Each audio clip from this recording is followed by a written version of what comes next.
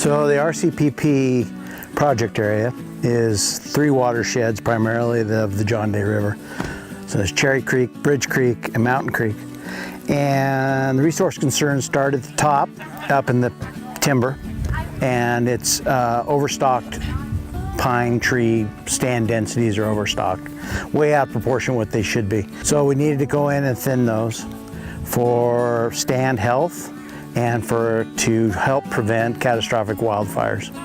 So that was where we started. And then moving down the drainage, we came into the uplands, so the range ground, and we have a juniper issue, like most of Wheeler County, and we needed to do something about that. So we're looking at the north-facing slopes, the aspects that historically did not have juniper on them, and we're looking at treating those areas and removing the juniper to free up more water for the range, for the grasses, the bunch grasses, the forbs that should be there, to store more water in the soil, in those deeper soils like over there, and to slowly release them back into the streams. So we can get the water, we can get more water, colder water for the steelhead. Big interest for the tribes is to improve fish habitat in stream, especially down here in the lower basin. Steelhead is a predominant species down here that we're interested in. It's a very important habitat, and improving the complexity and the in-stream just space for juvenile fish is very important.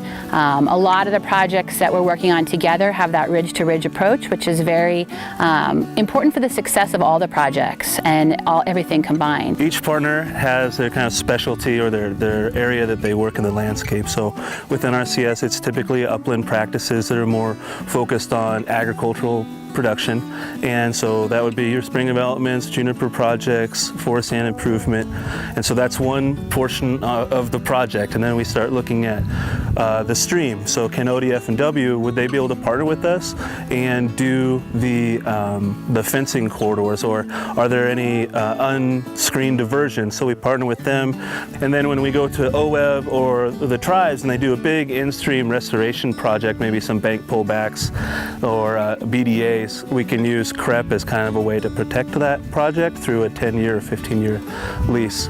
And so through all of that, the way we look at like a landowner's property, we can see where all the resource concerns, and we have a partner with tools in the toolbox that we can go to, and with luck it all comes together perfectly at the end, and we have a landscape scale project that everybody's happy with.